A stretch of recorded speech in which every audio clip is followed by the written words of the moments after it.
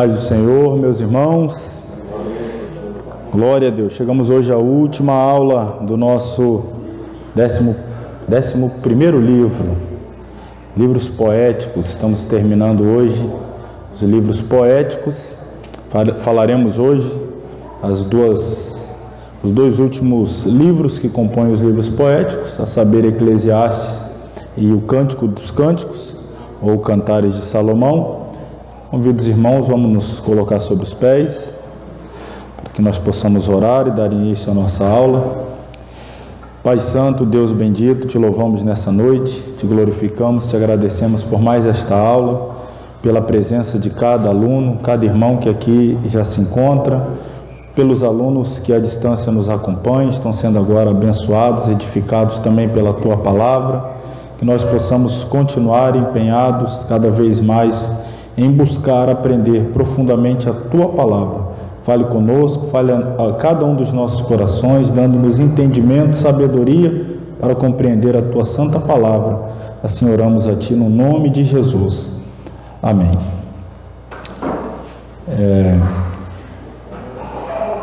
Estamos então, como disse, encerrando mais esta disciplina. Nossos irmãos que os acompanham à distância, já preparem também o seu material. Lembrando sempre que o nosso curso à distância, ele permite sempre que novos alunos entrem a qualquer tempo. Temos tido novos alunos chegando recentemente e eu aproveito esse primeiro momento para dizer, inclusive para os alunos aqui presenciais, quanto a todos que nos acompanham à distância, podem estar sempre indicando novos alunos, especialmente quem for fazer o curso à distância, pois podem estar entrando a qualquer tempo. Essa semana fui procurado por mais 3 alunos de diferentes cidades de Minas Gerais. A gente está crescendo bastante no nosso estado vizinho aqui, Minas Gerais. Nossos irmãos mineiros estão sedentos pela palavra, isso é bom. Além de alunos aí do exterior, enfim, todos são bem-vindos sempre a esta turma da Escola Teológica Shema, que tem esse propósito, esse objetivo, compartilhar a palavra de Deus. Página 37, Eclesiastes é o assunto. O autor, o nome Eclesiastes deriva do termo grego eclésia, que no grego a gente conhece eclésia, ekkaleo, da onde deriva a igreja, uma assembleia, um ajuntamento de pessoas, e significa aquele que fala a uma assembleia, ou aquele que fala a uma reunião de pessoas. O termo hebraico correspondente ao Eclesiastes, portanto, o nome que o livro tem originalmente na Bíblia hebraica é Kohelet. Esse nome que aí está, Kohelet, está aqui também no slide. E Kohelet significa aquele que convoca uma assembleia, aquele que reúne um grupo de pessoas a fim de falar a eles, recebendo muitas vezes a tradução, então, Kohelet de professor e ou pregador, dependendo da tradução bíblica. Então, quem é o Kohelet? Ou quem é o Eclesiastes? É aquela pessoa que reúne pessoas para ouvi-lo falar, para transmitir um ensinamento, uma mensagem. Por isso, Eclesiastes ele tem um tom reflexivo de pregação, parece uma pregação, mas como nós vamos ver, tem algumas peculiaridades, né, que logo nós as observaremos. Eclesiastes é geralmente creditado a Salomão, escrito em sua velhice. O tom pessimista que impregna o livro talvez seja um efeito do estado espiritual de Salomão na época. A gente pode observar lá no final, no primeiro livro dos Reis, ali pelo capítulo 11. Embora não mencionado em 1 Reis, Salomão provavelmente recobrou a consciência antes de morrer, arrependeu-se e voltou-se para Deus. Eclesiastes capítulo 1, versículo 1 parece ser uma referência a Salomão, quando diz palavras do pregador, ou palavras do Kohelet, filho de Davi, rei em Jerusalém. Alusões à sabedoria de Salomão, à riqueza, aos servos, aos prazeres e às atividades de edificação estão espalhadas por todo o livro. Então nós temos várias sugestões diretas e indiretas que apontam a pessoa de Salomão como o escritor do livro de Eclesiastes, né? Basicamente não há dúvida quanto a isso. Pouco se discute sobre a autoria salomônica do livro de Eclesiastes. Contexto: o livro evidencia um período em que, para o autor, as soluções tradicionais para as grandes questões da vida, particularmente para o sentido da vida, perderam a sua relevância.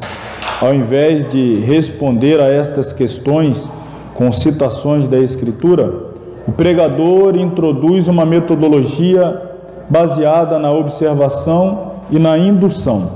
A sabedoria, quando encontrada em outra literatura sapiencial da Bíblia, como por exemplo em Jó, Provérbios e certos salmos, é sinônimo de virtude e piedade, e sua antítese é sinônimo de loucura e representa a maldade.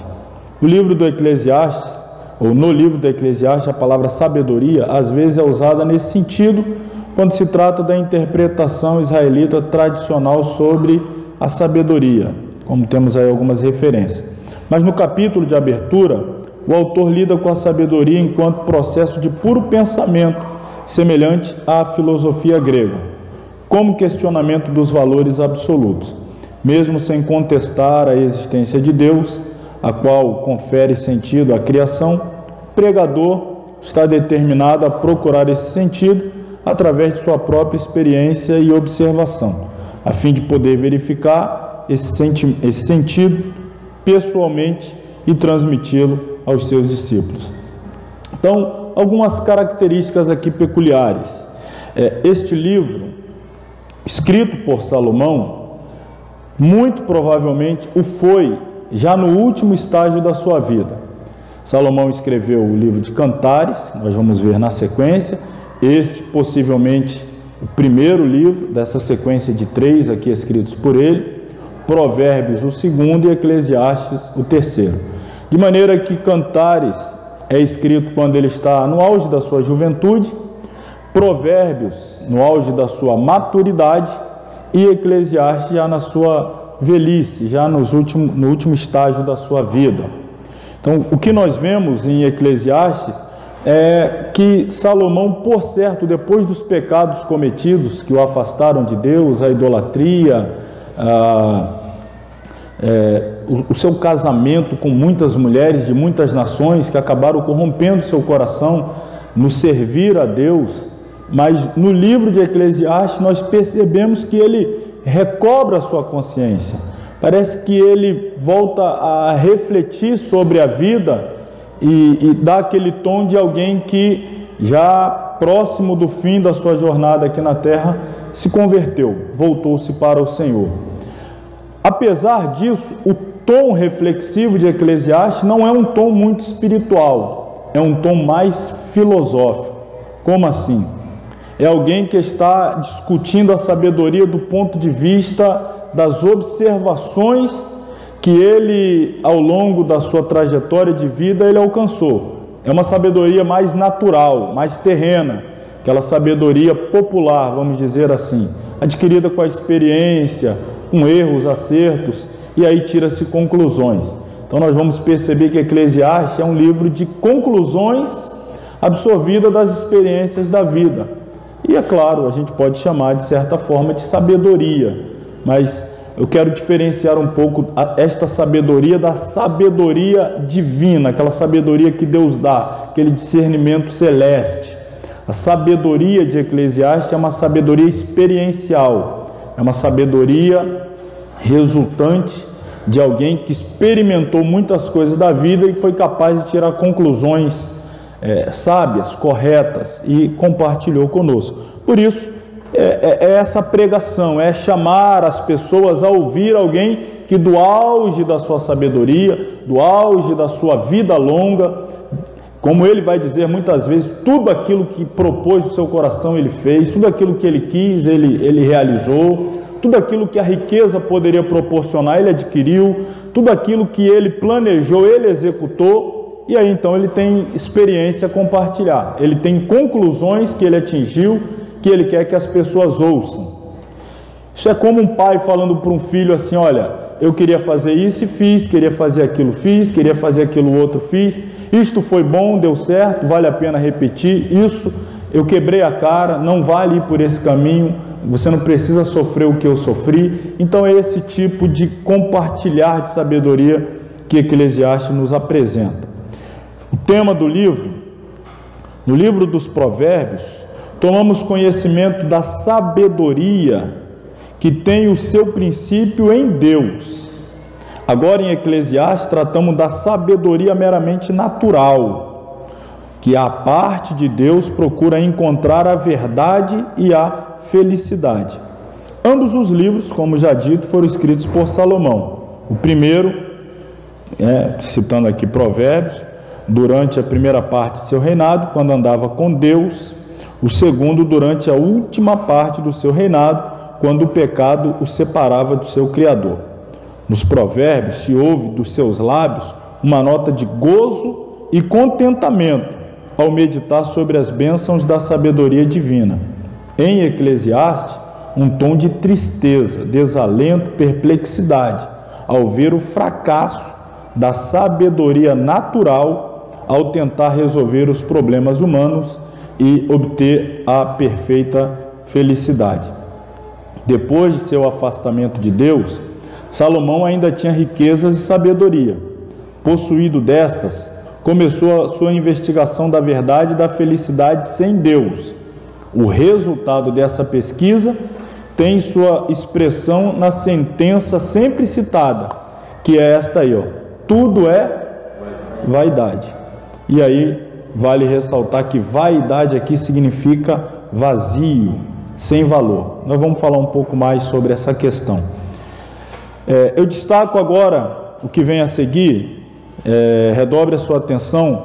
Salomão aprendeu a seguinte verdade, que resume o tema do livro: sem a bênção de Deus, a sabedoria, a posição, as riquezas, as honrarias humanas não satisfazem, muito pelo contrário, trazem cansaço e decepção.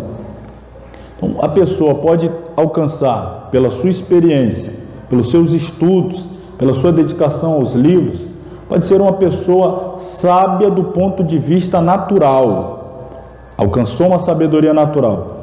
Dificilmente, irmão, você se depara com pessoas sábias do ponto de vista natural, pessoas acadêmicas, formadas, com vários doutorados, que não tenham tons pessimistas, que não sejam pessoas tristes. Não estou generalizando, mas dificilmente você vai conversar com pessoas que têm lá os seus muitos currículos, seus muitos PhDs, seus muitos diplomas, e não tem uma fala ali pessimista, uma análise da vida sempre muito para baixo. Por quê? Porque a sabedoria natural fez ele perceber que tudo aqui não passa de cansaço, decepção, tristeza, desilusão. Lhe falta a esperança que tem aqueles que acreditam no porvir, na eternidade. Aqueles que têm uma visão não meramente apenas do que é passageiro, terreno, efêmero, mas conseguem olhar para aquilo que é eterno. Então, às vezes, a sabedoria terrena, ela só consome e autodestrói as pessoas que vivem em busca apenas da sabedoria terrena. Enquanto que a sabedoria eterna, ela liberta, ela nos livra dessa opressão do que é terreno e nos abre a porta da eternidade. Logo diante desta conclusão a que o pregador chegou, cremos que o mesmo recobrou a consciência e, antes de morrer, voltou-se de todo o seu coração para Deus. Então, a palavra-chave em Eclesiastes é essa, vaidade. Está aqui, A palavra-chave de Kohelet, que é o nome do livro em hebraico, é Revel. Mais uma palavra para você anotar no seu dicionário de hebraico. Revel. Revel, invariavelmente traduzida como vaidade. Deixa eu usar aqui para você acompanhar ali. Deixa eu ver se está acendendo hoje. Tá, Então, revel é vaidade, é algo que é leviano, fútil, sem valor, absurdo, transitório, passageiro, efêmero, fugaz. Podemos dar aqui sinônimos incontáveis. Então, é essa conclusão que ele chegou. Tudo na vida é isso aí, é vaidade. Tudo é fútil, não tem valor, passa. Você vê, a pessoa tem um sonho de ter uma casa, ela só tem um sonho de ter a casa até ter a casa. Quando ele tem a casa, o sonho agora é ter outra casa. Ele se cansa daquela. O sonho dele é ter um carro, alcança aquele carro, daí passa o tempo ele se cansa do carro, quer ter outro carro. O que tem a bicicleta quer a moto, o que tem a moto quer o carro, o que tem o carro quer o caminhão quer o helicóptero, o que tem o helicóptero aí vai chegar num Elon Musk da vida, vai começar a construir nave para ir para Marte, não sei aonde, e pergunta se ele está satisfeito. Camarada já tem a nave espacial que leva a pessoa para dar um passeio fora da Terra e não está satisfeito, porque tudo, essa felicidade, ela é fútil, é transitória, passa. É algo que preenche momentaneamente, daqui a pouco o vazio de novo toma conta. Então, esse termo, vaidade, né? Esse termo aqui, revel, vaidade, ele aparece mais de 38 vezes ao longo do livro de Eclesiastes. Só no versículo 2, se você abrir a sua Bíblia aí, Eclesiastes capítulo 1, versículo 1, vai dar ali, né, quem é o autor. E o versículo 2 vai trazer praticamente já todo o resumo do livro, a conclusão que ele quer chegar com todo o livro. Já está a conclusão no versículo 2. O que diz aí o capítulo 1, versículo 1? Eclesiastes 1:1. Pode ler aí, enquanto eu lubrifico as cordas vocais. Palavra do pregador, filho de Davi, rei em Jerusalém. Palavra do pregador, filho de Davi, rei em Jerusalém. O 2. Vaidade de vaidade, diz o pregador. Vaidade de vaidade, é tudo vaidade. Só no versículo 2 ele falou 5 vezes. Vaidade das vaidades, diz o Correlete, o pregador. Vaidade das vaidades, tudo é vaidade. Que filosofia tremenda, hein? Vaidade das vaidades, tudo é vaidade. E nessa terra, as pessoas estão sempre em busca, correr atrás dos sonhos terrenos é correr atrás do vento. É correr atrás do vento. Você sempre está buscando e nunca vai alcançar. É uma corrida sem fim. Salomão, ele chegou a essa conclusão, diferentemente, aqui agora sem querer ser pessimista, mas sendo realista. Salomão alcançou o que nenhum de nós alcançaremos. O que ele disse, nenhum de nós diremos. O que ele disse? Tudo aquilo que meu coração desejou, eu simplesmente fui lá e fiz. Eu queria ter isso, tinha. Queria ter aquilo, tinha. Foi o mais rico da terra, o mais sábio. Queria aquilo, tinha. Ele pensou, eu vou aprender sobre planta. Falou, escreveu não sei quantos livros sobre plantas. Foi um botânico. Agora eu quero saber sobre edificações. Foi um especialista em construções. Construiu o templo magnânimo de Salomão, construiu o seu palácio. Agora eu quero pensar sobre tudo aquilo que ele queria ocupar a mente, ele era o melhor. E aí não ficava satisfeito. Agora eu quero me dedicar ao prazer carnal, da concupiscência carnal. Achou pouco, 1000 mulheres, não se satisfez. Então, ele pode dizer, como nenhum outro, que tudo aquilo que a alma, do ponto de vista terreno, carnal, desejou, ele atendeu ao desejo da alma. E sabe o que ele concluiu? Um vazio, continuou lá, uma insatisfação, vaidade. Então o conteúdo do livro, vamos olhar aí na página 39, temos aí o esboço, fiz a divisão dele da seguinte maneira. Os capítulos 1 e 2, Salomão vai tratar justamente da futilidade do prazer e da sabedoria humana. A sabedoria humana, buscando a sabedoria das coisas terrenas, como a gente aqui falou da pessoa que busca vários títulos, vários diplomas. Estou fazendo apologia aqui à ignorância? Não estou fazendo apologia à ignorância. Estou dizendo que não se deve estudar, se graduar? Não. Estou dizendo que não se deve colocar nesses currículos de diplomas e realizações o seu conceito de felicidade. Você vai se frustrar ao final. Eu vou ser feliz quando eu tiver o meu diploma de advogado. Vai se surpreender depois que você pendurar ele na parede. Não, agora eu preciso de um de engenheiro, agora um de medicina. Você vai se surpreender à medida que você for acumulando diplomas na parede e perceber que o vazio continua ali. Não é aí que está a satisfação, não é aí que está a realização, não é aí que está a felicidade. Não estou dizendo que não se deva buscar conhecimento, estou dizendo que não deve se acreditar que a sua felicidade está ali. É aí que é o perigo. É aí que se encontra o verdadeiro engano. Então, a futilidade da sabedoria humana, de achar que a plenitude da realização está na sabedoria humana. Os capítulos 3 a 5, Salomão vai discorrer, né? O pregador está pregando, está falando, está compartilhando seus conhecimentos, falando sobre felicidade terrestre, seus obstáculos e meios que ele usou para progredir e alcançar. Do capítulo 6 ao 8, então ele vai falar sobre a verdadeira sabedoria e prática. Aí vai ter uma guinada. Finalmente, os versículos 16 do capítulo 8 até o final do capítulo 10, ele vai fazer esta relação entre a verdadeira sabedoria e a vida do homem. É o homem buscando as coisas terrenas e às vezes fugindo da verdadeira sabedoria que é divina. E os dois últimos capítulos, então, ele compartilha suas conclusões.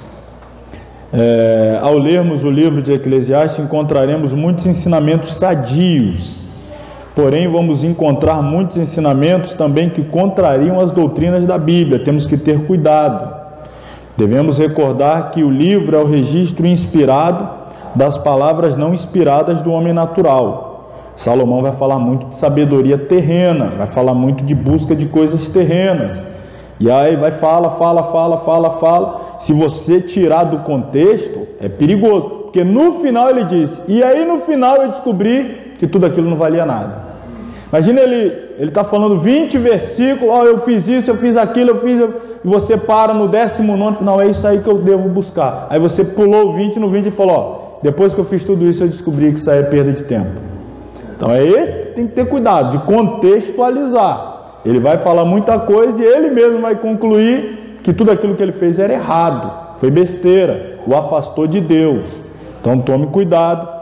O livro todo é inspirado no sentido das palavras, mas não é que Deus está dizendo. A gente citou isso, por exemplo, no livro de Jó. Você tem muita coisa escrita lá pelos amigos de Jó e no final Deus dizendo que não falou em momento nenhum pela boca deles. Então, se você descontextualiza, você tira as palavras dos amigos de Jó do contexto do livro, você acha que é Deus falando e replica aquilo ali, e você não percebe que no final Deus condena tudo aquilo, então você tem problema, você corre risco. Então, cuidado também em ler Eclesiastes. A gente já falou em relação aos livros poéticos, porque diferentemente de proféticos, quando é Deus falando ao homem, poético geralmente é o homem falando a Deus. Então a gente tem que ter mais cuidado para ler, estudar e pregar baseado em livro poético. Temos que ter cuidado. Até salmo. Você vai ler um salmo, como eu citei aqui, um salmo onde a oração é para pegar os filhos dos inimigos e bater com a cabeça dele nas pedras.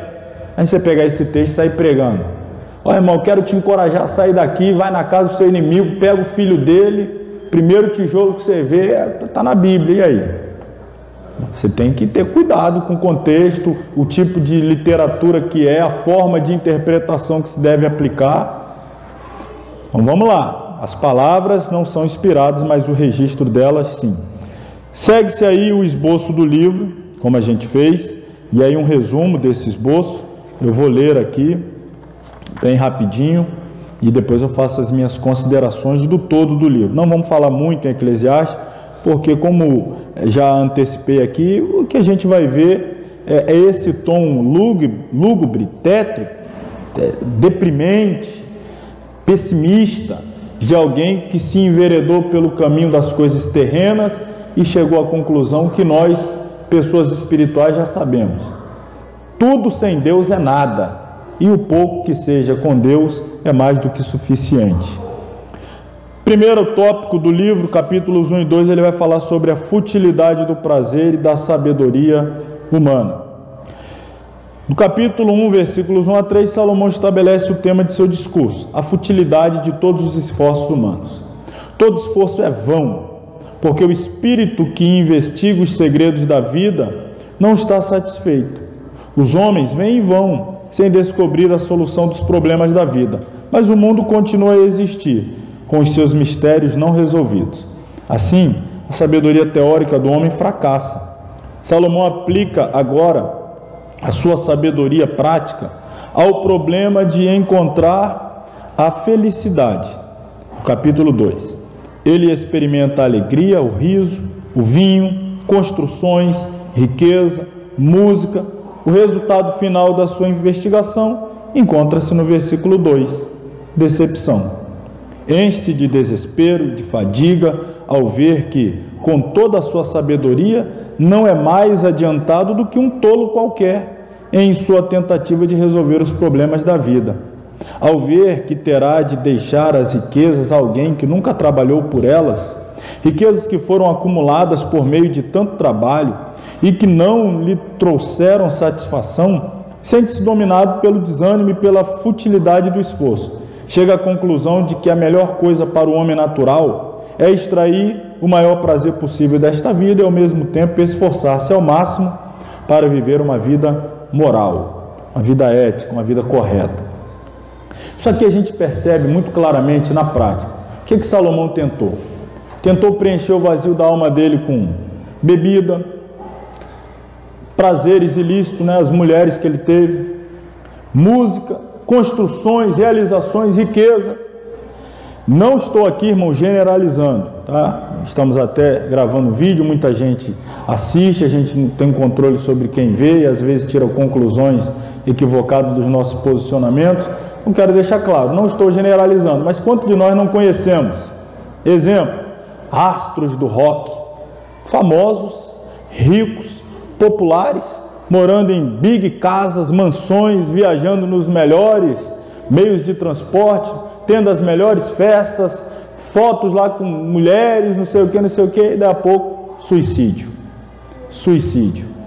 A estrela de Hollywood, a que todo mundo se espelha, a foto dela é sempre alegre, sempre feliz, todo mundo quer vestir a roupa que ela veste, usar o perfume que ela usa, ir nas festas que ela vai. Como é que terminou a vida? Suicídio. Por que suicídio? Você olha lá aquele mega empresário que conseguiu chegar no topo da sua carreira, riquíssimo, tem de tudo, se jogou do alto prédio, suicídio. Por quê? O vazio continuou lá, a infelicidade continuou lá dentro. Salomão não chegou ao estágio último de tirar a própria vida, razão mais pela qual acreditamos que ele recobrou a consciência. Ele conseguiu sair dessa armadilha da depressão, da tristeza profunda, de tentar buscar alegria aqui, só se decepcionar e de repente dar cabo da vida. Ele conseguiu ainda sair e olhando de fora, ver, eu tinha tudo quando tinha comunhão com Deus e de repente troquei tudo que tinha por essas besteiras, mas ele conseguiu, parece que conseguiu voltar-se para Deus no último estágio da vida e assim ser salvo. Então, no final das contas, o que muitos buscam, e aqui não é frase feita, não é uma palavra aqui, uma expressão piegas, uma expressão para arrancar glória a Deus e aleluia, não, mas é fato, e a verdade bíblica, espiritual e eterna, o que muitos buscam é o que você tem, e às vezes não se dá conta. Eles estão buscando preencher o vazio que já foi preenchido nas nossas vidas, porque Jesus preenche esse vazio, e às vezes estão tentando substituir, como o próprio Salomão, e claro, tirando aqui do contexto cristão, não falando de Jesus, mas Deus, enfim, o relacionamento de Israel na antiga aliança, mas Salomão abriu mão da comunhão com Deus para ir em busca de futilidade. Quantos não fazem o mesmo? Abandonam a igreja para ir atrás da fama fugaz desse mundo e termina. Quantos você não conhece? Repito mais uma vez, não estou generalizando e nem apontando esse, aquele ou aquele outro, mas todos nós conhecemos muitos que abandonaram a igreja, o caminho de Deus, para ir em busca de fama, de riqueza, de dinheiro, e terminaram a vida de forma fútil, de forma, às vezes, até lamentável. Então, vamos ouvir a sabedoria de Salomão, que é a sabedoria, agora falando da terrena, de alguém que viveu tudo aquilo que a alma desejou e pode dizer: olha, vaidade, pura vaidade, não passa de vaidade. O segundo ponto, ele vai falar sobre felicidade terrestre, seus obstáculos e meios de progresso. Salomão argumenta que, a fim de alcançar a felicidade, o homem deve regozijar-se nos benefícios dela e fazer o devido uso reto desses benefícios.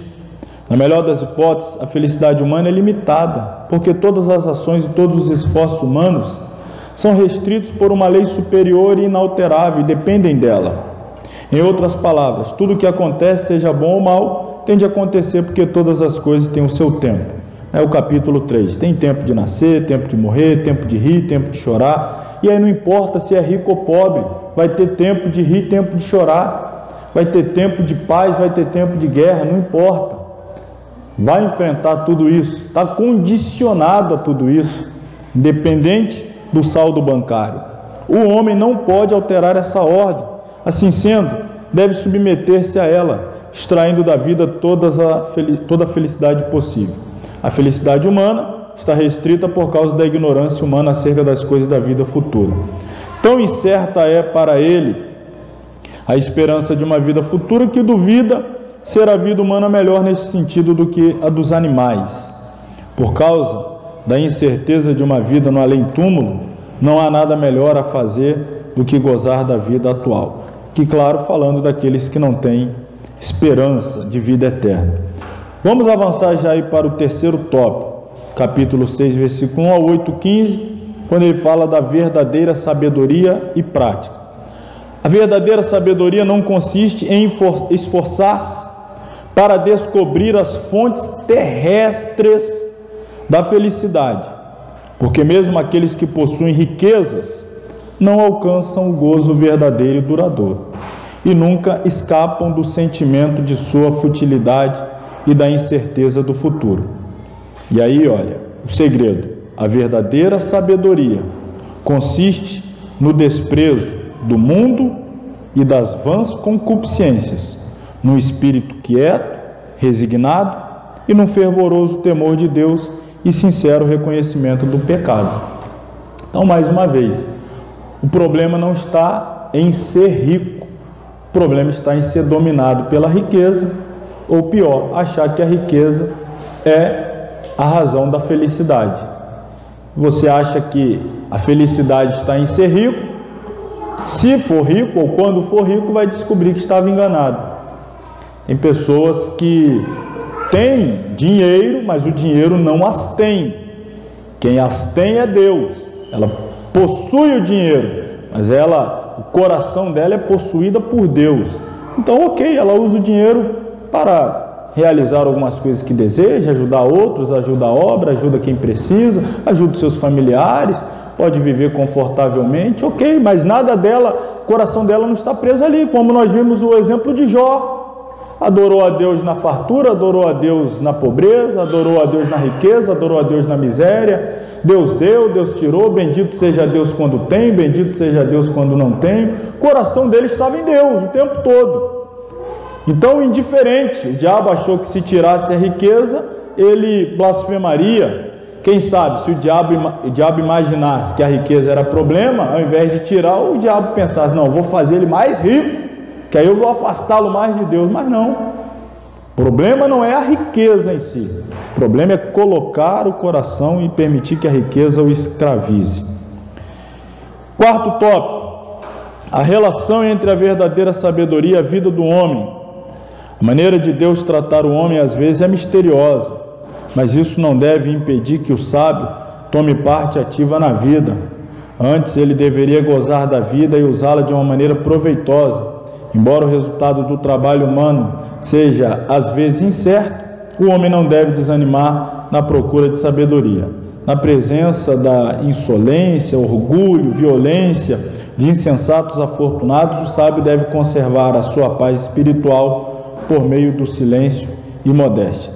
Conclusão, depois desses raciocínios, alguns verdadeiros, outros parcialmente verdadeiros e outros falsos, Salomão tira suas conclusões, que representam o melhor que o homem natural consegue obter, à parte da revelação, na procura da felicidade e do favor de Deus. E as conclusões são as seguintes. Primeiro, a fidelidade na benevolência e na vocação. 2, gozar desta vida de uma maneira tranquila e feliz. 3, a principal conclusão, o temor de Deus para jovens e velhos, visto que um dia o juízo virá para todos. Finalmente, o temor de Deus e a observância dos seus mandamentos é o melhor que nós devemos fazer. Vou aqui fazer ainda algumas poucas considerações em Eclesiastes, para que a gente já parta para o último livro poético, que é o de Cantares. Então, o que nós vemos ao longo do livro é a determinação do pregador, do Correlete, na busca daquilo que é de valor verdadeiro. Nesta vida, deveria ser um desafio para cada crente fiel a Jesus Cristo. Nós deveríamos buscar o que? O caminho, a verdade e a vida.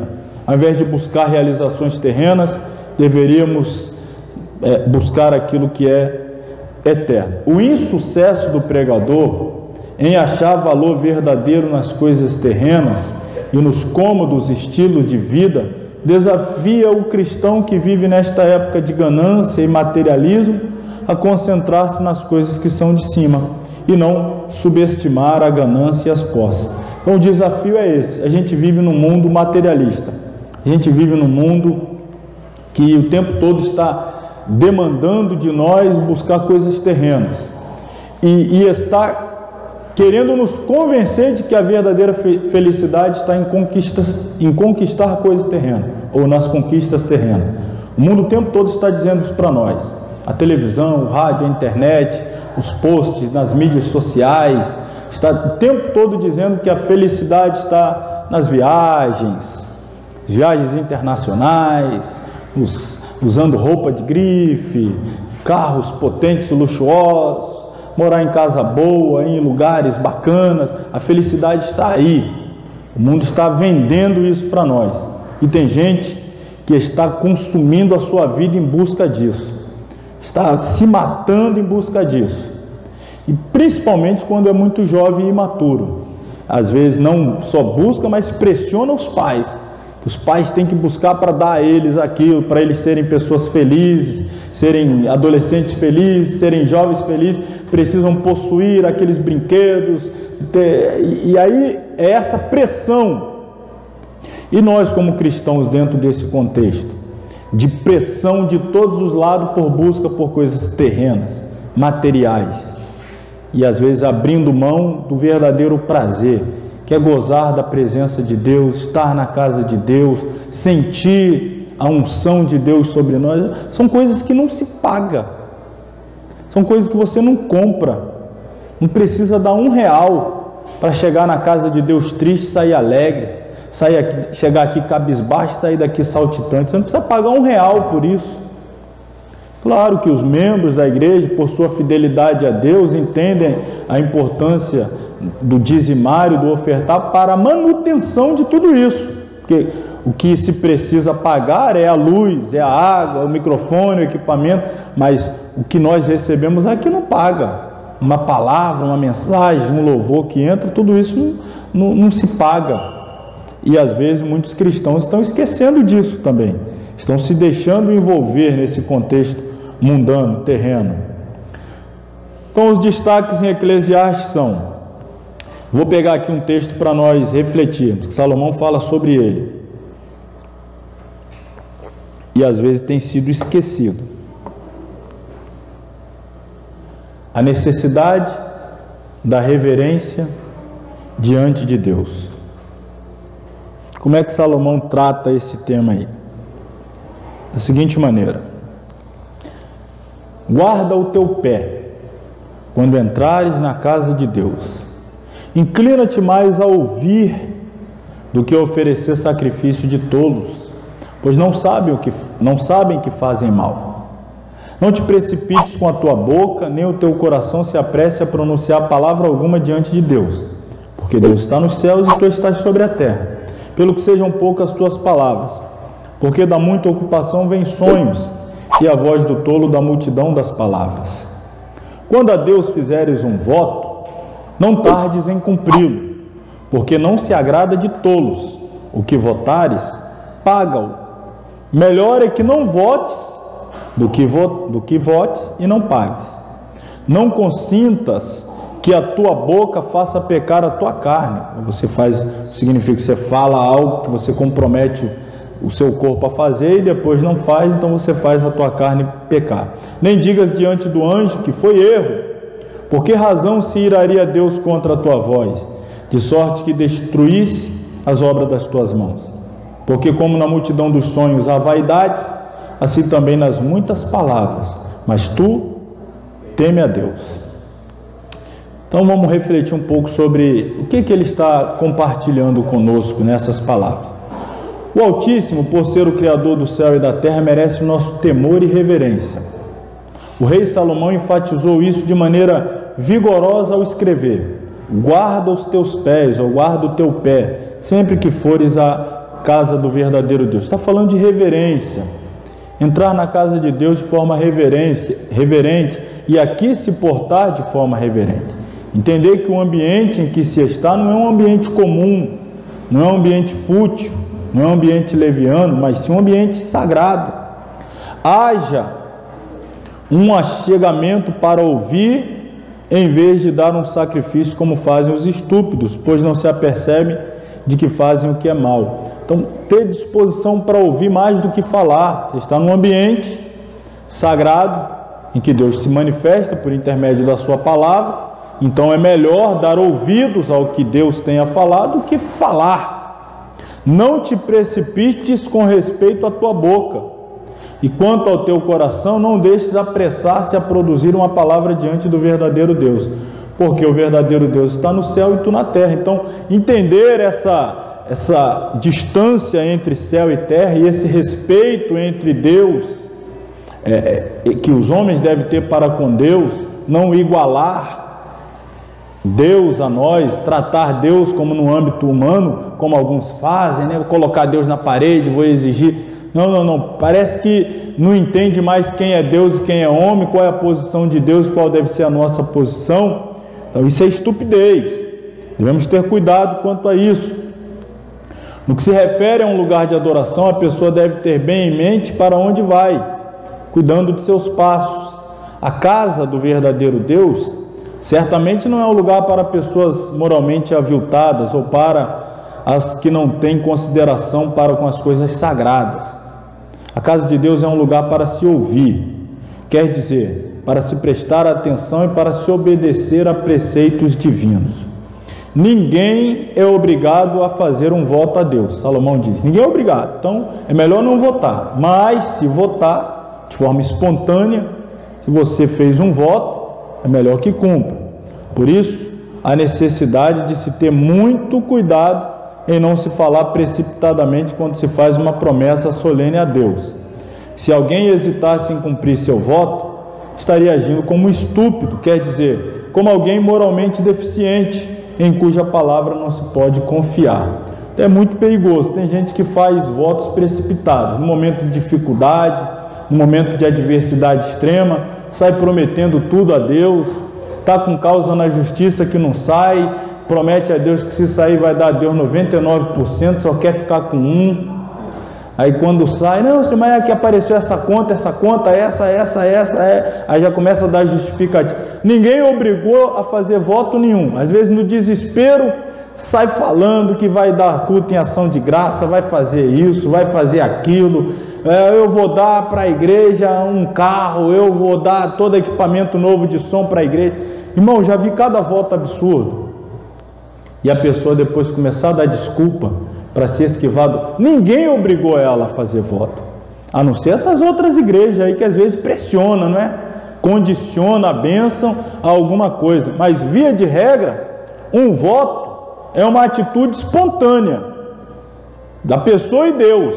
Ela e Deus, ela, ó Senhor, se o Senhor fizer, está fazendo um acordo com Deus. Isso por mim, eu farei isso. E aí? Aí de repente Deus cumpre a parte dele e agora? Aí agora começa a justificativa. Não, Senhor, não, eu disse, mas não era bem aquilo que eu queria dizer. Ué, você está tratando Deus igual menino? Deus não ouviu direito? Deus não entendeu direito o que você falou? Cuidado no que vai votar. É melhor não votar do que votar e depois... Então, falar descuidadamente pode obrigar a carne a fazer algo que talvez seja muito difícil, levando ao descumprimento do voto e fazendo assim a carne a pecar. Refletir bem antes de se fazer um voto evitará que se fale precipitadamente. Assim não haverá nenhum desejo de se livrar do voto com a ideia de que fora um erro. Então, cuidado, cautela, prudência é sempre importante. Salientando que impedirá que se façam tais votos precipitados, Salomão disse: teme o próprio verdadeiro Deus, tenha temor, não trate as coisas espirituais como coisas comuns, tenha temor. Isso significa que se deve ter reverente respeito pelo Criador, não se agindo de modo a desagradá-lo. Quando falta tal temor, aplique-se a seguinte declaração do rei Salomão: por causa da abundância de ocupação, há sonhos e há vaidades e palavras em abundância. Então vamos ter cautela, ter reverência, ter cuidado no relacionamento com Deus, na casa de Deus, o que promete a Deus, como se relaciona com Deus, lembrando sempre que Ele é Deus. Às vezes as pessoas esquecem até desse, eu vou chamar aqui de detalhe, né? Esse é um detalhe, esquece que Deus é Deus, trata Ele como menino, como alguém que você faz um acordo hoje, desfaz amanhã, trata agora, destrata amanhã. Deus é Deus, de Deus não se zomba. Aquilo que o homem plantar, isso ele semeará. Sim, o indevido envolvimento em assuntos que não são espirituais produz sonhos, desassossego de interesse pessoal, desapontamento, frustração, enfim, vaidades. Conversa irrefletida perante Deus, que pode levar a que se faça um voto precipitado e depois se deixe de cumprir. Portanto, somos realmente sábios sempre que fazemos todas as coisas com o devido temor e reverência a Deus. Esse aqui foi a nossa pequena e breve reflexão em Eclesiastes. Nós vamos já direto para Cantares, Cântico dos Cânticos.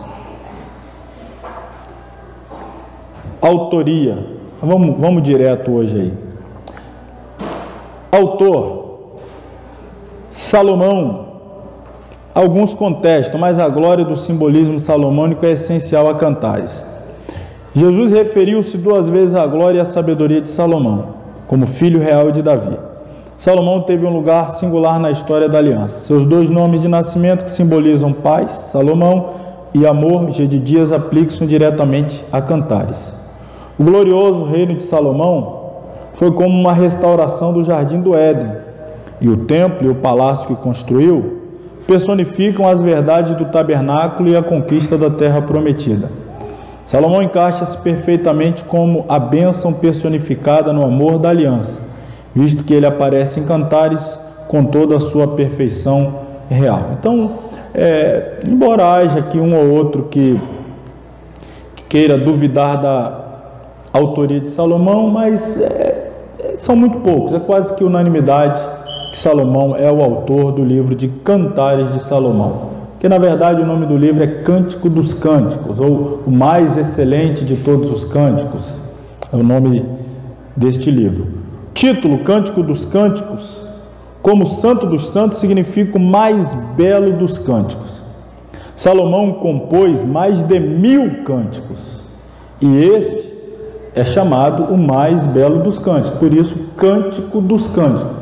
Ele escreveu mais de 1000 e esse é sem dúvida o mais belo. Foi classificado como o melhor de todos.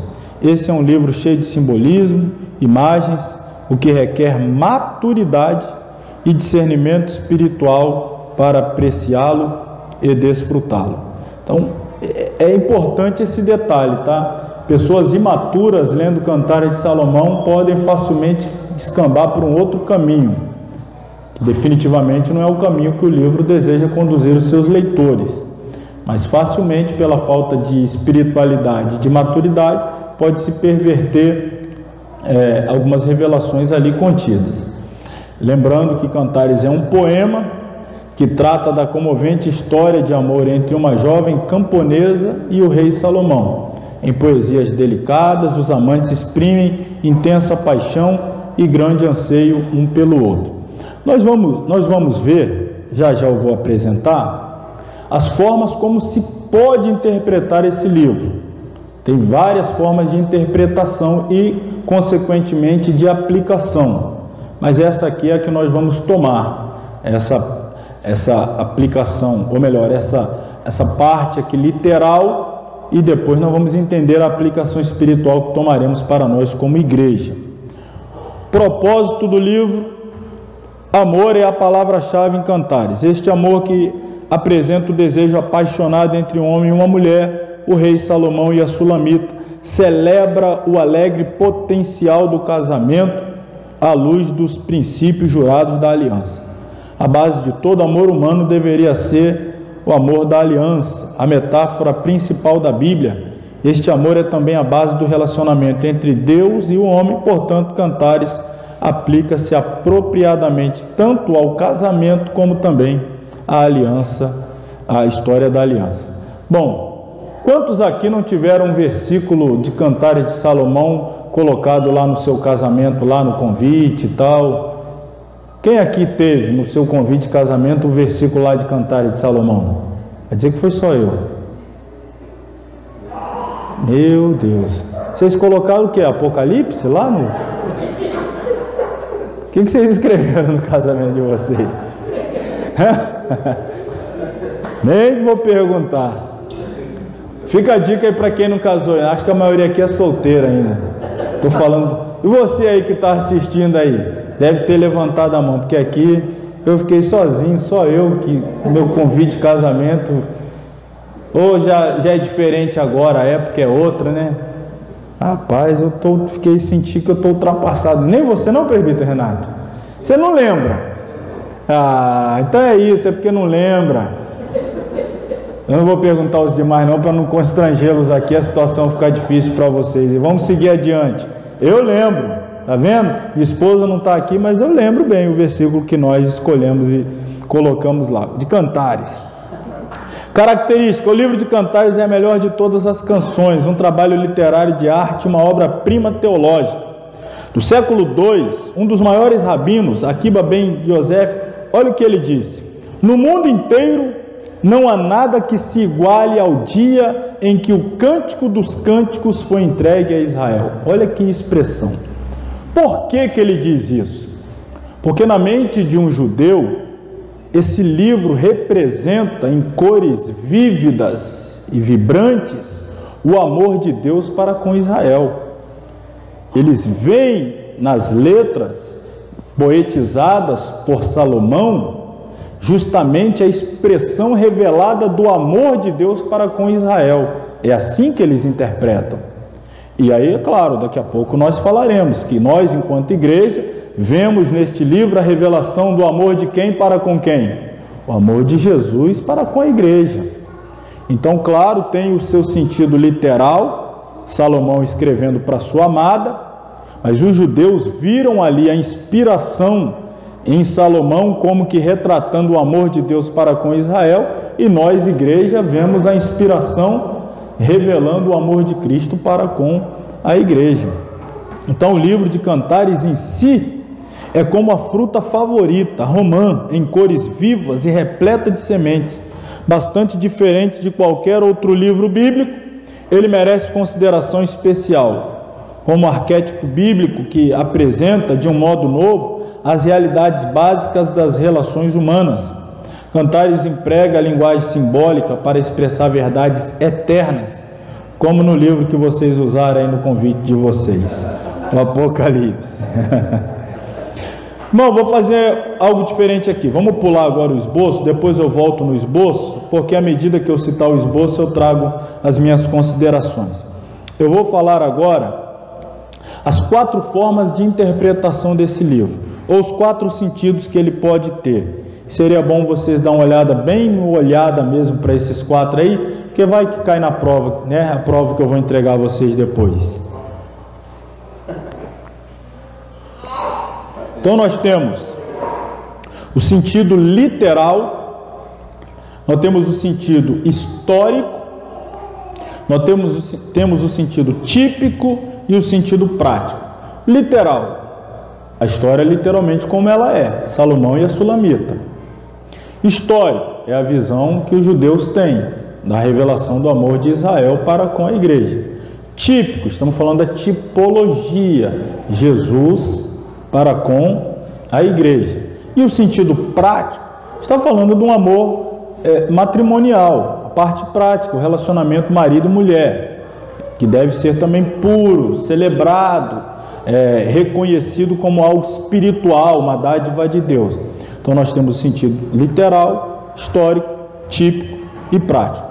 Nós vamos ler aqui, eu vou ler só para que a gente desmembre melhor isso que eu já apresentei, cada um dos sentidos, e aí depois, quando nós voltarmos no esboço, nós vamos fazer a análise do esboço do ponto de vista, o que você acha?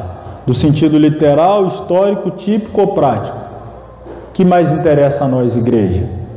É o típico, tipológico. Nós vamos fazer a análise lá, Jesus e a igreja. Então nós vamos voltar no esboço e eu vou apresentá-lo sob o viés tipológico. Literal. O livro apresenta uma preciosa história de amor, que envolve 3 personagens, que já antecipo aqui, pode ser que sejam 2 e não 3. A maioria concorda que seja 2, inclusive eu. Mas por que 3? Vou explicar já já. Seriam eles a adorável donzela, que é forçada a trabalhar para a família, a Sulamita, o amado dela, que é sem dúvida um rapaz que mora ao seu lado, também é um pastor, e o rei Salomão, conhecido por sua queda por mulheres. Então, temos 3 personagens. Sulamita, Sulamita. Por que eu estou destacando aqui o Sulamita? Porque é um nome. Sulamita é um nome. Quando a gente fala Sunam, com N, Sunamita, estamos dizendo que é uma pessoa de Sunem. Aquela mulher Sunamita era uma mulher da cidade de Sunem. Aí a chamava, aquela lá do Eliseu, de Sunem, passava a mulher Sunamita. Aqui é Sulamita, é o nome dela. Vem da mesma origem de Salomão, Salô, Shalom, de paz. Os nomes se equiparam. Sulamita aqui é o nome dessa donzela. E aí tem o jovem camponês por quem ela se apaixona e tem o rei Salomão. Então são 3 personagens. Por que eu disse 2? Muitos acreditam que, na verdade, o que aconteceu? O que aconteceu foi que Salomão, como rei glorioso que era, pomposo, riquíssimo, etc, ele queria conquistar alguém, não pela sua riqueza, não pela sua nobreza, mas ele queria conquistar alguém que fosse despertado um amor sincero, puro, genuíno e verdadeiro. Então o que ele faz? Ele se disfarça de camponês e ele desce até as suas vinhas disfarçado como um simples camponês. E aí ele conquista o amor daquela Sulamita como alguém simples também, um pastor de ovelhas. E aí depois ele a deixa e volta para o palácio. E depois então ele retorna como rei para buscá-la, e aí ele se revela e casa-se com ela. Essa história te lembra alguma coisa? Alguém que conquista primeiro de forma simples, um camponês, sem glória, sem nada, sem beleza, sem formosura, mas depois volta para buscar, recheado de glória, honra e poder. Então, muitos acreditam que na verdade não temos 3 personagens, mas 2, sendo que Salomão primeiro se disfarça e depois se revela.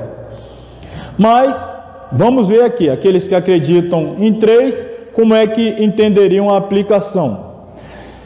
Em uma de suas viagens para vistoriar as terras, Salomão conhece a adorável donzela e leva para o seu palácio. Lá, ela pensa apenas em seu amado que ficou em sua casa, o simples camponês. Ela diz às mulheres do harém, que são chamadas várias vezes de filhas de Jerusalém, que não tentem fazê-la desistir de seu verdadeiro amor. Do capítulo 2:8 ao 3:5, ela lembra-se de seu amado e até sonha com ele. Salomão visita a fim de tentar conquistar seu amor, mas ela não consegue esquecer o seu amado. Ou seja, ela não se deixa levar pela riqueza, a glória de Salomão. Ela está apaixonada pelo simples camponês. O amado dela a vê em um sonho. O rei tenta de novo conquistar o amor da moça, no entanto, a donzela recusa seu amor. E ela não se impressiona com a riqueza, as ervas aromáticas, as terras ou a lisonja do rei. Por fim, o verdadeiro amor vence, a donzela é solta, ela foge para o seu amado e volta para a família de novo. Sem dúvida, essa interpretação não mostra Salomão sob uma luz muito boa.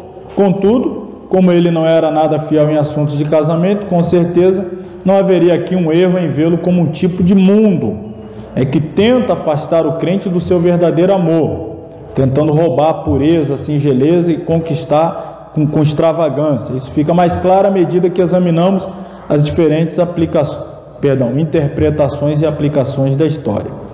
Então, o Cântico dos Cânticos exalta e santifica o amor marital. Deus criou o homem, a mulher, e foi Deus quem inventou o sexo. O amor do marido e da esposa deve ser uma experiência bonita, como a descrita nesse livro. No entanto, o pecado pode destruir essa dádiva, essa bela dádiva. Em Provérbios, Salomão adverte acerca do pecado sexual. Em Cântico dos Cânticos, ele exalta a beleza e a alegria do amor marital.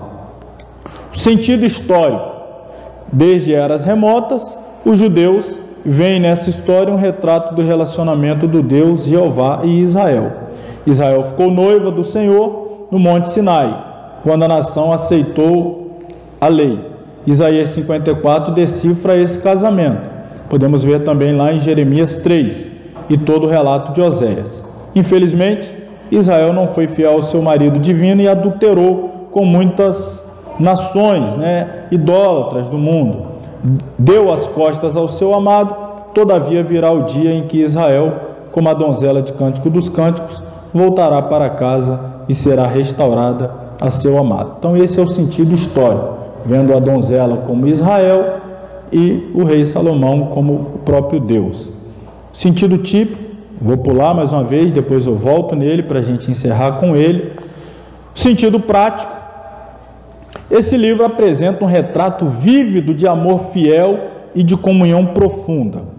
O uso de termos íntimos apenas ilustra o amor maravilhoso entre Cristo e o cristão. Vejamos como o amor e o casamento retratam a vida cristã. Então, o que nós vemos aqui?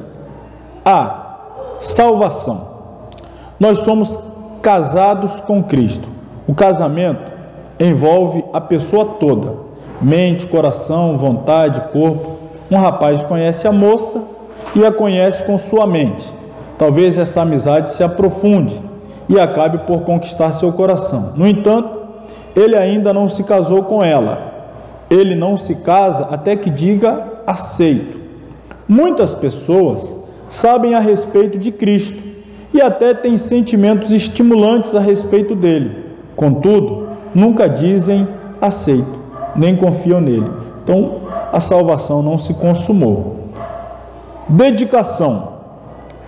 Quando um homem e uma mulher casam, tudo que são e têm pertencem aos dois. Os corpos deles não é mais deles. Eles vivem para agradar um ao outro. A mesma coisa acontece com a vida cristã. Nosso corpo pertence a Cristo. Vivemos para agradar ao nosso Salvador, não ao mundo. Satanás e o mundo, como Salomão lá na primeira parte da história, tentando afastar a moça do seu amado, então aqui tentam nos afastar da nossa devoção a Cristo. Todavia, temos de permanecer leais a Ele. Quando um homem e uma mulher se amam, não há sacrifício grande demais. Verifique a demonstração de Paulo em relação ao adultério espiritual. Ele diz lá em 2 Coríntios 11:2: porque estou zeloso de vós, com zelo de Deus, porque vos tenho preparado para vos apresentar como uma virgem pura a um marido, a saber, a Cristo. Então passou a salvação, dedicação, aí vem comunhão. Talvez esta seja a maior lição de Cantares de Salomão. A profunda comunhão que deve haver entre pessoas que se amam.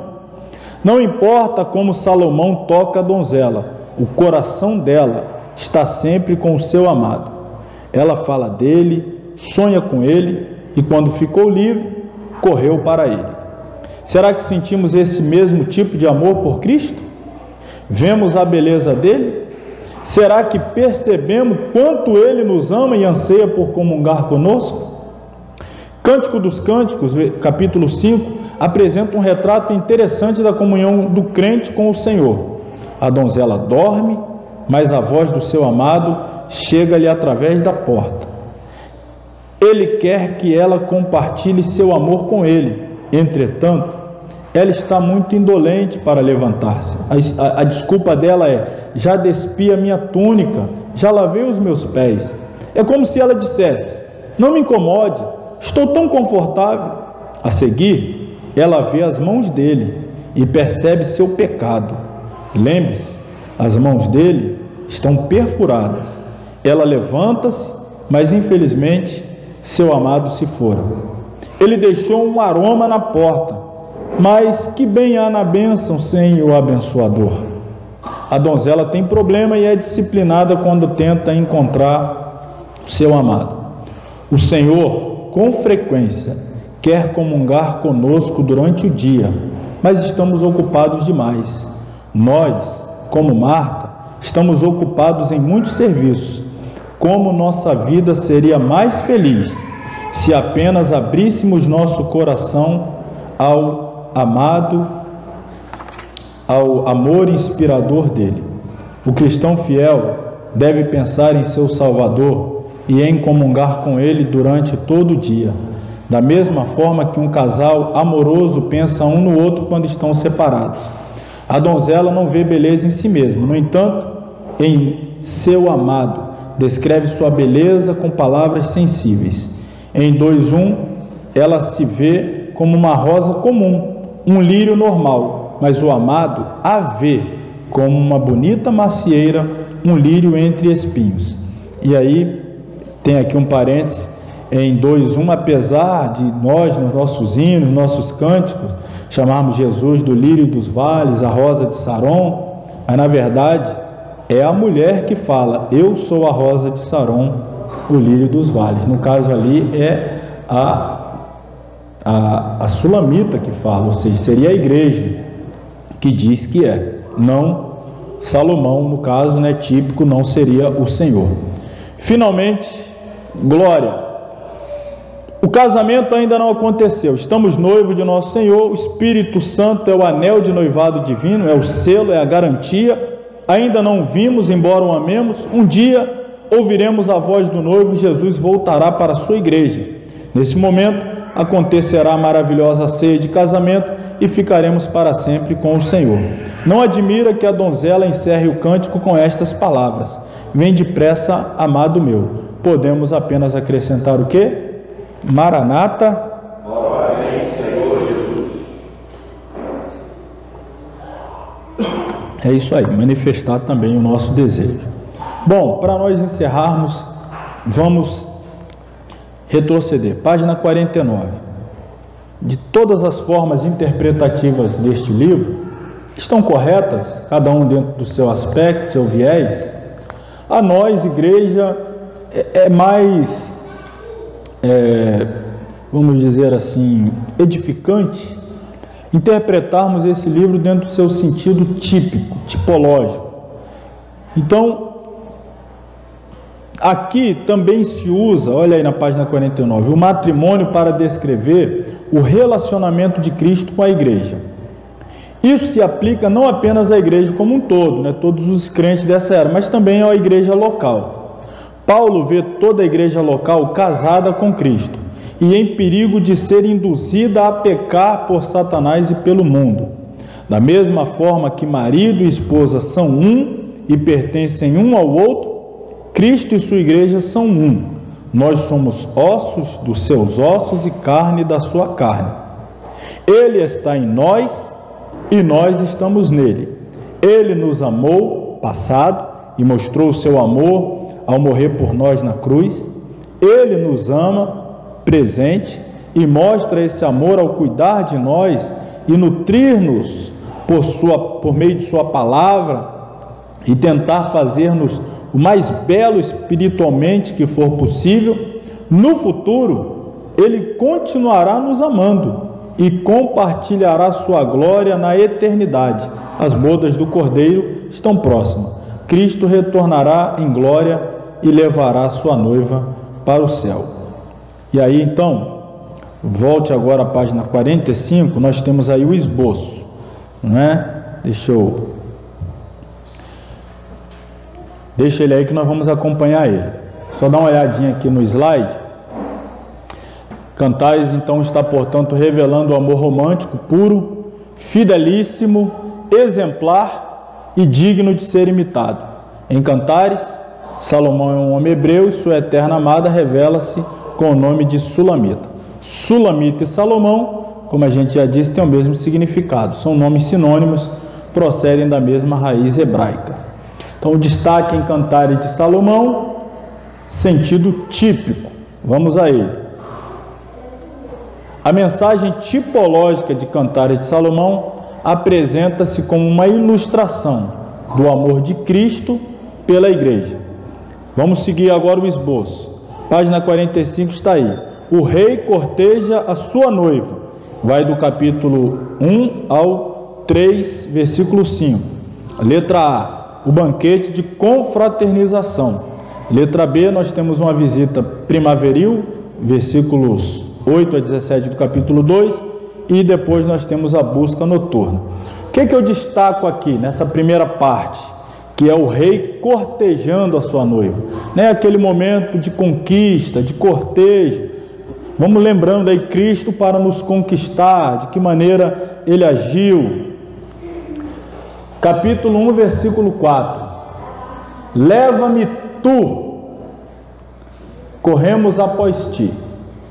O rei me introduziu nas suas recâmaras. Você podia ter usado esse versículo no seu casamento e não fez. Neste verso, vemos uma expressão de anelo da amada, a noiva. Ela deseja ser levada pelo amado, o noivo. Leva-me tu. O que é isso? É a expressão de desejo de ser levada por ele, de estar com ele. Assim, a igreja, noiva de Cristo, deve nutrir sempre o desejo ardente de ser levada. O que significa? Arrebatada. Isso não pode sair da igreja, o desejo, leva-me tu, que é o desejo de ser levada, introduz-me na tua recâmara. O que seria isso? O rei me introduziu nas suas recâmaras. Esta parte do verso fala sem dúvida de um avanço na intimidade do casal, onde a noiva é levada a uma recâmara. O que é uma recâmara? É um aposento interior e reservado. Pensando aqui no rei, palácio, muitas salas. Salas são câmaras. E aí você tem recâmaras, que é mais íntimo, é o mais interior. Podemos facilmente extrair daqui a mensagem tipológica das bodas do Cordeiro, onde Cristo introduzirá a sua noiva, a igreja arrebatada, nos aposentos reservados a ela no céu.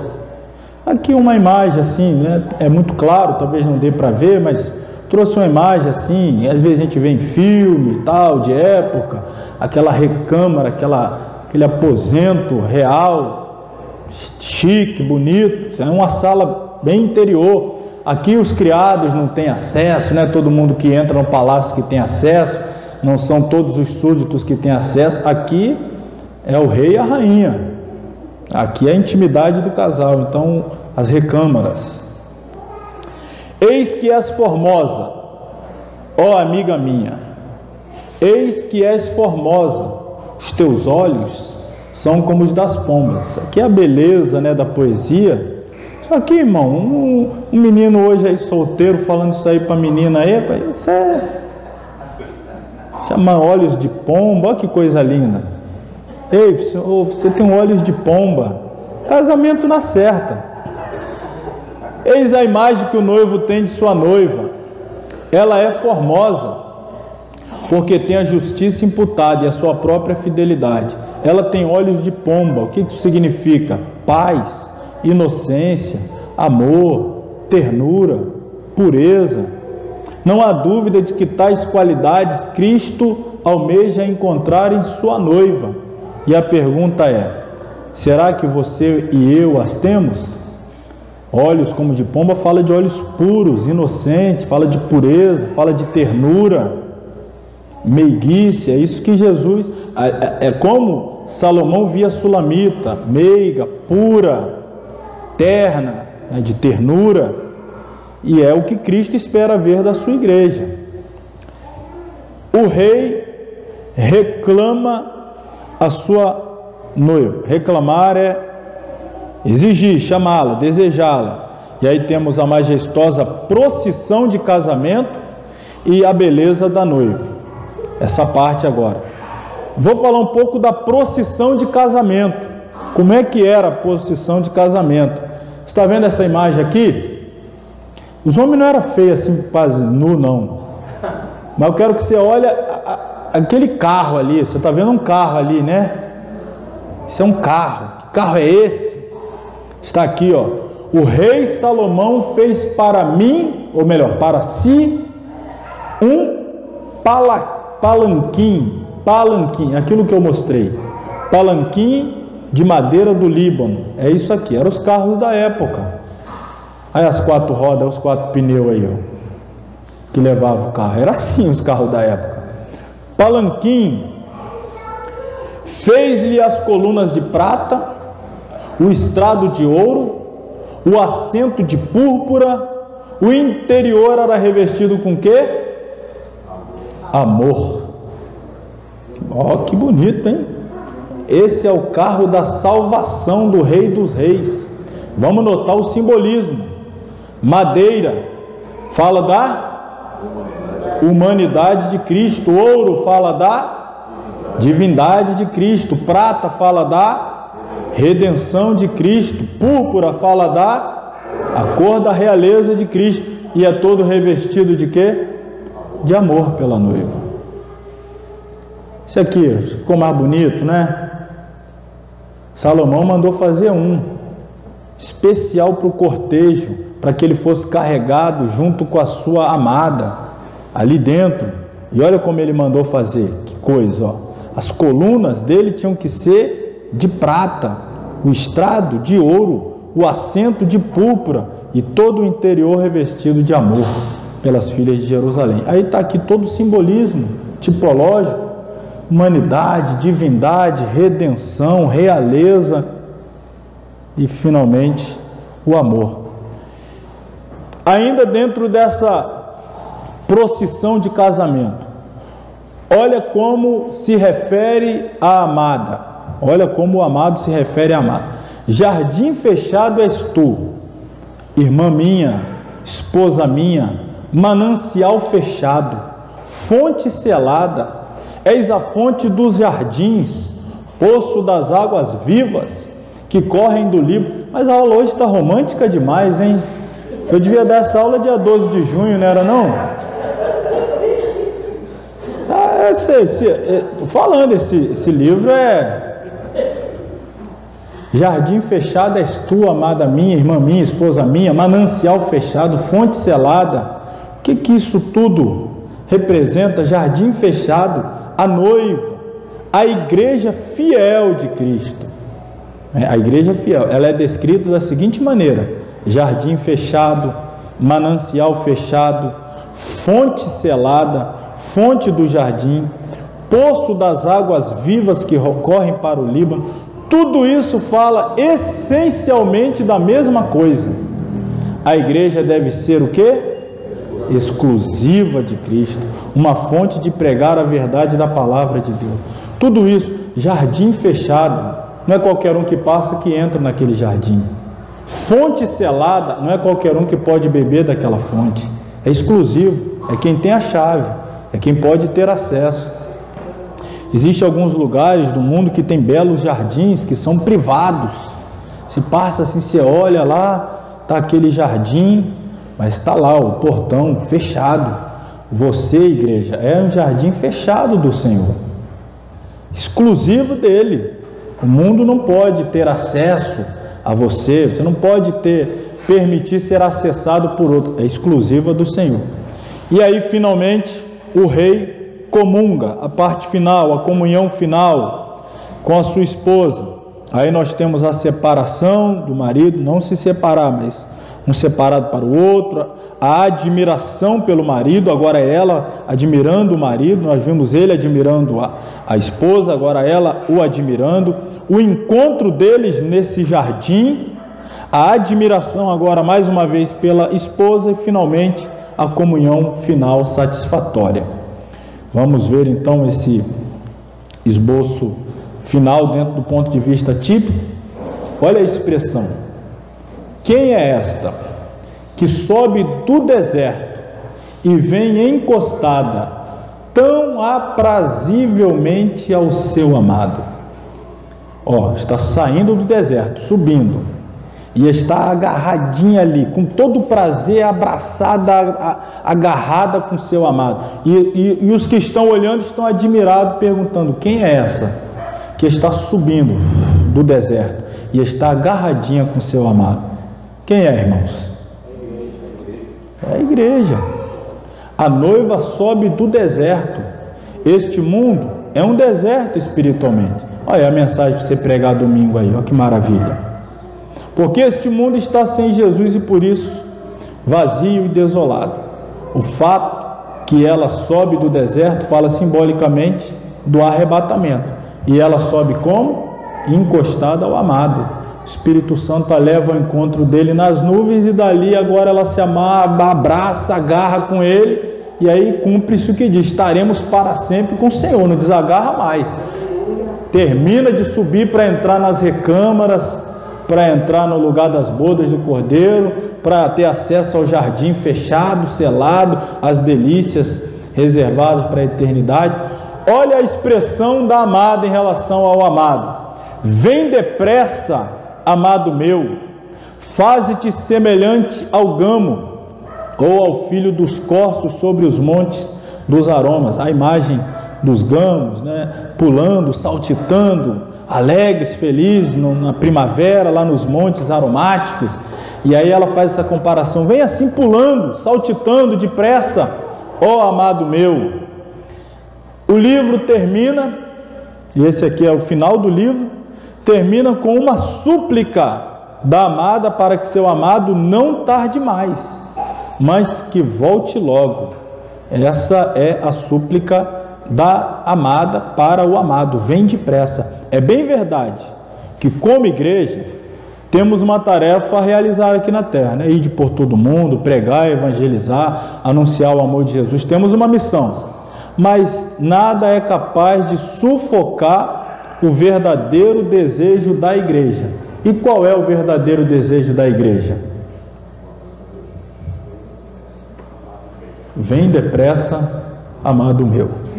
A verdadeira igreja, ela sabe que tem uma missão a cumprir, ela sabe que deve pregar, evangelizar, mas ela está desejando ardentemente a volta do seu amado. Então, encerramos a aula dizendo todos em voz de coro o quê? Maranata, ora vem, Senhor Jesus. Irmão, dia 12 de junho você já está com a mensagem para você pregar aí, para sua esposa. Prega só você para ela essa mensagem aí. Fala: amor, vamos ler hoje aqui um texto da Bíblia aqui. Aí você lê com ela lá e depois Jesus vai te ajudar. Dali para frente é só... Aí você vai cantar aquele hino lá, Agora é só vitória.